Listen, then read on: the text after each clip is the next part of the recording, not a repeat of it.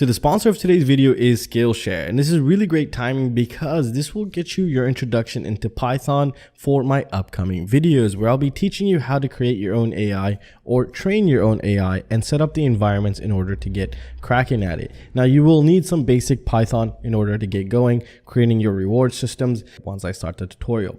And not only that, the first 1,000 signups that use the links below will get a free premium membership, and that will open you to so many other classes. You have so many things to go through. We have web development, applied control systems for engineering, PID controllers, so many crazy cool things, social media stuff, photography things that I'm just barely scratching the surface. Hey, what is up guys, and welcome back. So I just got two new quadcopters from Gib Rc, and we're actually going to take a look at them. Now the more interesting one is this one right here, which is called the Scene-Log 25. Comes in 3 different variants. We have 2 HD variants and 1 analog. And the 2 HD ones just have different HD camera in the front, and the analog is just analog with a video transmitter here. But everything else is going to be basically identical. Now, the design here is a pretty interesting design, and that's the thing that really captured my attention the most here. Now, first of all, let's start with the weight. Between 129 and 130 grams. So you can just weigh in your battery and you'll know how much, and also weigh in your camera if you're going to be using an HD camera. Now, speaking of the HD camera, this is where this thing actually gets interesting. So if we look at the mount of how the base camera is mounted, and we see that it's floating with some rubber dampeners. Now, this method we used to use a long time ago with the ZMR 250s and even like the Eachine Racer 250 back in the day. And as we can see, it might make it come back depending on how well it's going to perform here. However, like with any scene whoop, I guarantee you'll have issues with wind, and that's something to be expected, and you should know that out of the box. Some will perform better than others with different wind speeds, but yeah, this one will just have to wait a bit because the weather has just started clearing up, and also we're still on like this hardcore lockdown until the end of the week, but I'll try to figure out a way to go fly this right now. Now, some of the things they do actually provide you with, and there are some other extra cool little features, such as this wire right here. And what this wire does here is it provides the power output for your naked GoPro. And not only that, you can also enable and disable your naked GoPro via this wire, the way that it's connected inside via user channel through the auxiliary switches. We'll be taking a closer look at that once I go and take it out. However, I don't have a naked GoPro, but we could use just a multimeter to test it out and see how well it's working, which is kind of just like a basic idea of how that would be working here. Now, in the packaging, at least in mine, I also got the mount for the GoPro here, and I got extra battery straps and some zip ties and a bunch of anti-slip and foam stuff as well. So here we can see we actually do get a 3D printed mount for the naked GoPro here, which is a really nice touch, so you don't have to go print one, find one that actually fits. And you can see it just slides right here. And we do have our nut and also our screw, so if you ever needed those are also available. They also do provide you with an extra set of propellers, and they are gem fan here. They're using the 63mm Black 4 L4R. So they're called the flash ducted durable 5-blade propellers here.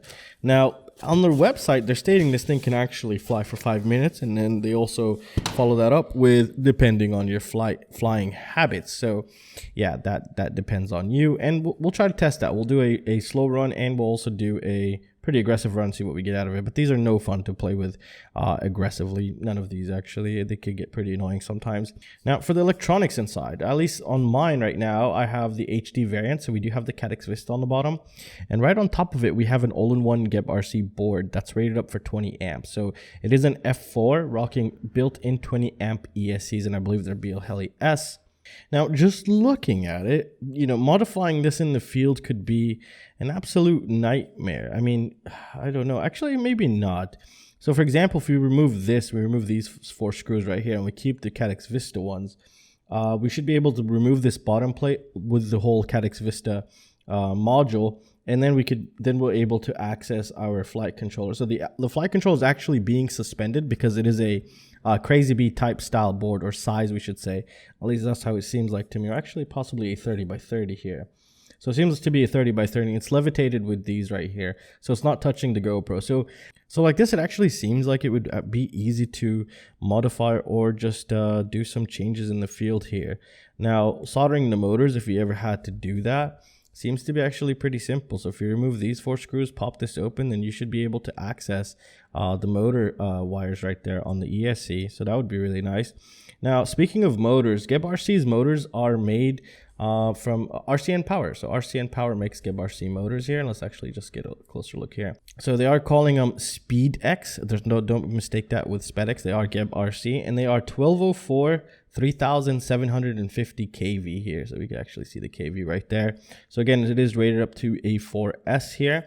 And yeah, I probably would have wished to see maybe like a 6S 300 and I don't know, or 400 milliamp, kind of like that Pertel by HGLRC, that little monster that flies for like over 10 minutes, which is pretty insane. If they're able to do something of that nature in one of these, I think it'd be really great, because those batteries could handle quite a lot of wattage and should theoretically give you more power, and it'll probably be more pleasant to fly because you'd have a bit more power, possibly, unknown, but maybe we'll test that out in the upcoming days. And I really like what they're doing here. They're trying to do something different here, and I will have to get myself a naked GoPro, or probably one of those beta FPV cameras, the SM, I forgot what the hell it's called, but that one, I still need to get myself one of those, and I'll probably be ordering it in the next couple days here.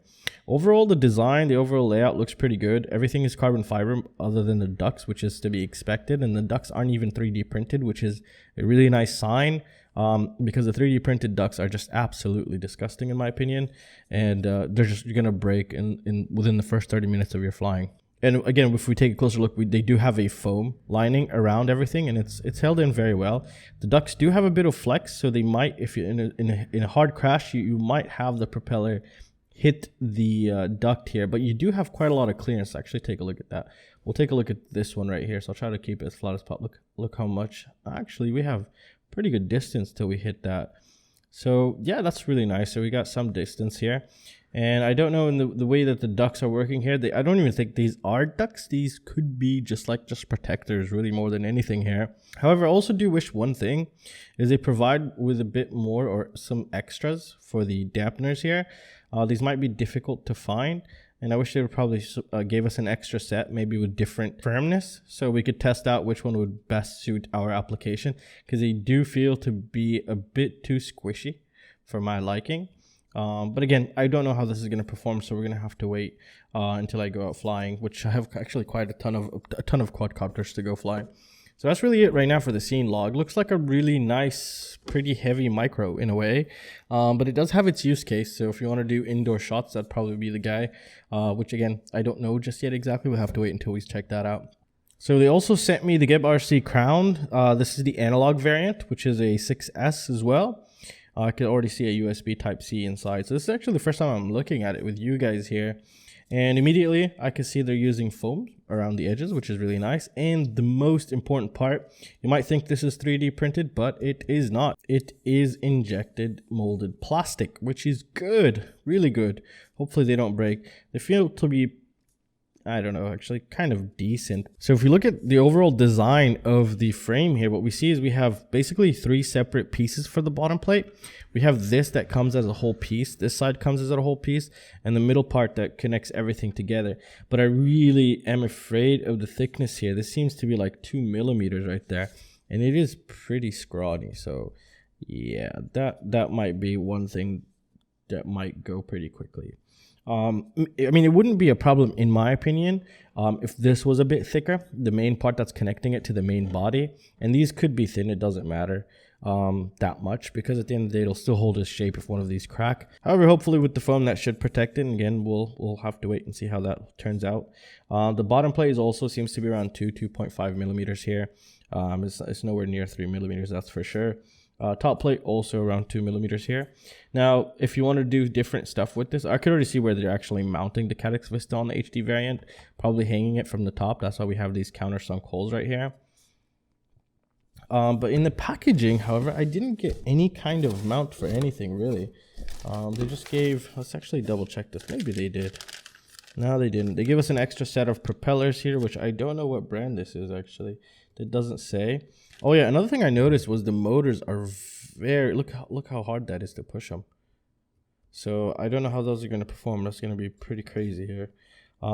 What are we looking at? I've been trying to get the motors for you guys. So it's 1408 2500 kV for the 6S variant. Even if I don't know if there's a 4S variant, but I'll have that link down below if there is. Now the internals is something I kind of want to see. A dedicated ESC, and also we have a dedicated flight control. So it's not an all-in-one, even though that would increase the weight, but the overall lifespan or life expectancy in a crash would be slightly more than a single board. So it's 277 grams with the propellers without a battery right now, or a HD camera, because obviously you'll be setting up an HD camera if you're buying one of these, or else I don't see a reason to even buy one of these.